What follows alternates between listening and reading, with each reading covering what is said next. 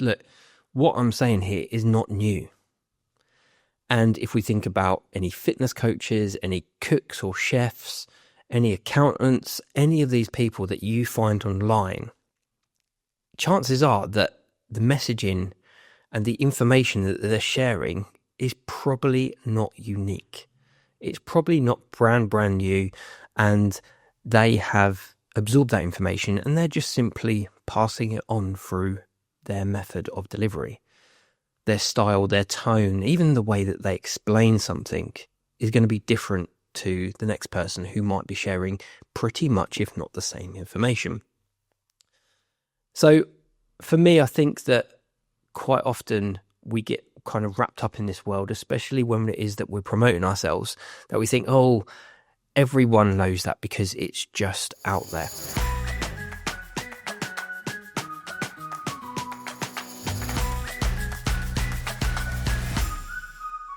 One thing that holds many of us back, especially when it comes to talking on social media or broadcasting our message far and wide, and I don't know if this is just a British thing or if this is perhaps something that as an employee you're not really kind of given that pathway, and I'm going to take a bit of both from my experience and at least blame it on that. But when you're going into the world of business, it's really, really important that you're able to communicate what it is that you do, what experience you have, what expertise that you can offer, and what solution you can provide to the problem that other people have. And that's what I want to talk to you about on this episode of the Small Business Podcast for Small Businesses. Now, you might notice that Farley is nowhere to be seen today, and that is because she is on her travels. So, Farley, if you're watching this, I hope you're having a great time. But I thought I'd just hijack the podcast and talk a little bit more about kind of my experience and my journey, my pathway, and some lessons that I've learned and I'm still learning and putting into practice. And hopefully this will kind of help you in some kind of way. So if it does, if it's given you some inspiration, if it's given you some motivation, or even if it's thrown up some questions, do be sure to give us a shout. Let us know what you think. We'd be super keen to hear your views on that. Equally, a like, a subscribe and a share on whatever platform you're consuming this would be marvellous too. But getting back into the topic at hand, I think one thing that we all take for granted is just quite how much we know. Now, it might be because we're being British and we don't want to, be too full of ourselves, too braggy, as in a word, about what it is that we do. And we don't want to we think that perhaps people aren't interested. That could be an element of it. But I think there's another element that is really, really important, and that is that we are just assuming that everybody knows the things that we know. For an example, when we're talking about microphones, it seems like everybody has picked up the teeny weeny microphones recently, and they're calling that yapping. Now, to me, that's just talking to camera with confidence, but because somebody's given it a title, it's now a thing. And when I'm seeing lots of content online about how to talk to camera, how to speak more confidently, how to use some of the editing tactics, especially with the short form things, with videos where you kind of add a little zoom in or zoom out effect, how it can just be a little bit more engaging and also increase the interestingness of that person who's, let's ultimately say, if we're on short form media, has got seconds with you before they scroll on past. Now, I've kind of watched some of these things and I thought, yeah, that makes sense. Yeah, I know that. And I was talking to a client who was helping out creating some content that they're going to start using to shout about what it is that they're doing. And we were talking and he said, look, what I'm saying here is not new. And if we think about any fitness coaches, any cooks or chefs, any accountants, any of these people that you find online, chances are that the messaging and the information that they're sharing is probably not unique. It's probably not brand new, and they have absorb that information and they're just simply passing it on through their method of delivery. Their style, their tone, even the way that they explain something is going to be different to the next person who might be sharing pretty much, if not the same information. So for me, I think that quite often we get kind of wrapped up in this world, especially when it is that we're promoting ourselves, that we think, oh, everyone knows that because it's just out there.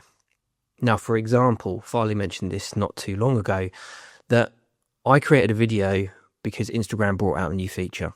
I saw it online, I thought that would be useful, created it, put it out, and it got quite a few views. I think it was in the thousands. And for me, who's a bit up and down with posting on social media because I've got this imposter syndrome that I'm getting over, for me, that was fantastic. That was phenomenal. That was a breakout video. But Farley already knew that. And because she'd watched it and she'd seen lots of other people talking about it, she just assumed that, oh, actually, I know that, so everybody must know that. But with some of the connections that we share, she noticed that there was a lot of people that are in her circle of people who follow her, who work with her, and or in the same circle, should I say? Stumbling over my words there. That they commented saying, "Oh my God, thank you so much," and to the point being that she was like, "Oh well, I could have made that video, but I didn't because I just assumed that everybody knew what it is that I know." And because sometimes we're so in the everyday, we're so much into the projects that we're working on that we take for granted and we forget completely exactly how much value we can provide to people. And why am I talking about this and why is this relevant to you as a small business owner? Well, a big part of that is if we don't tell people what it is that we do, if we don't show people how much value we have to provide, if we're not able to give people a window into what it might be to work with us, then nobody's ever going to know. Nobody's going to ring, nobody's going to book a call, nobody's going to take you up on what it is that you do. And sooner rather than later, if that keeps happening, then, it's going to be tough for us to continue on that pathway. However, if we are able to get ourselves over the line, if we are able to go out and to share our knowledge, our expertise, then we are going to be able to not only build those relationships with those people, but also get more bookings, get more work, and be hopefully healthier and happier because we have got a full pipeline and we're able to continue doing the thing that we're doing, helping as many people as possible, and hopefully being able to be a bit more choosy about the work that we do instead of just like, yep, I'll do that, even though it's not ideal for you. So how do we go about this? Well, I would recommend the KISS method. Now, if it's not February at the time of recording, so I'm not talking about any kind of Valentine's antics here, but basically keeping it simple. So when you're talking about something, you might have a wealth of knowledge and a wealth of expertise, but just dumbing it down slightly will help us to come across better, but also not to put ourselves so out in front of people that we want to help that they think, oh, I feel a bit stupid asking a question. For example, if you were giving a presentation on something and you started using acronyms and the audience isn't aware of the topic that you're talking about, they're not a trained expert in whatever field it is, and you keep throwing in the PID or whatever it happens to be, and they don't have a clue what PID is, then they're going to feel a little embarrassed, perhaps, a little stupid, maybe, and certainly not wanting to put their hand up and asking, excuse me, what do you mean by PID? And I'll tell you for now, I've literally just made up those three letters. But in a very previous world, one that's come into my head, I think because I've used the word P already, or the letter P, is PDR. In the John Lewis world, that means partner dining room. That means where we go and get our food. But if you said the PDR to somebody who's not been familiar to that, then that's going to confuse the living death out of them, isn't it? It works exactly the same for more complex things. If you can make things a little bit simpler, and if you can talk in the language of the person that's potentially interested, or your ideal audience, the potential clients, if you can talk in their language, if you can perhaps relate what it is that you're talking about in terms that will help them understand and have that aha moment, that, oh yes, I get it moment, then again, that's going to help you break down those barriers and hopefully get you through to that sales opportunity. Now, as I said, I am not an expert at this and I'm still learning. So if you have got any tips or tricks or advice, I'd be welcome to hearing those. So do drop us an email, do send us a message or leave a comment if you're watching this on the likes of YouTube. And a lot of what I've been saying can be used wherever we go as well. Before I leave you, I'll just remind you that this isn't just for talking online. This isn't just for when you're putting things on social media or giving a presentation or writing things on your website. This actually works in person too. When you're having that conversation with somebody, if somebody starts talking in this really complex way, in this really strange language, or just in terms and phrases that are well over your head, are you going to be likely to want to continue that conversation? Now, you might be bold enough to be asking some questions, but for quite a lot of us, we'll think, oh my God, what's this person saying? I just need to get away and speak to the next person. So if you've got a phone call with a customer, if you've got a networking opportunity, just think about how it is that you're communicating. Are you keeping it simple? Are you being able to relate your thing to that person, the outcomes that they're looking for?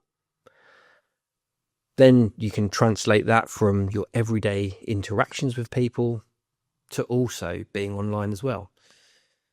A great example is the language that you use on your website. So many of us are using AI to get ahead and to do some of the things that we find a bit more mundane. You know, for me, spelling and grammar it's always been an issue for myself, but I've used technology for the longest time to help me out with that. Now, if we're using AI, the temptation is just to say, AI, go and do this. Yeah, that's great. Not even read through what it said and plonk it on your website.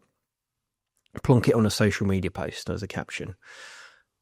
But if it's talking in real technical language or real, really strange examples that it's given you, it's not quite hitting the mark, then if it's confusing you, then potentially it's going to confuse your customers too. So hopefully this episode has made sense, but I just wanted to come on and just to say you have got a wealth of knowledge, experience, expertise that you can offer people. You are amazing. And if you're thinking, oh, I'm just feeling a little bit lost for what it is to say, keep things simple. Even though you think most people know what it is you're about to say, the chances are that you're going to give them either a fresh perspective or some new information that will really help them out. So just encourage you to go out there, keep sharing your message, keep posting on the likes of social media, on your website, to help the Google ratings, social media to grow that following count. And yeah, let's all grow our businesses together. If you've liked this episode, please be sure to share it with a friend who would make use of it. Otherwise, it's been great to catch up, and I'll catch you in a few.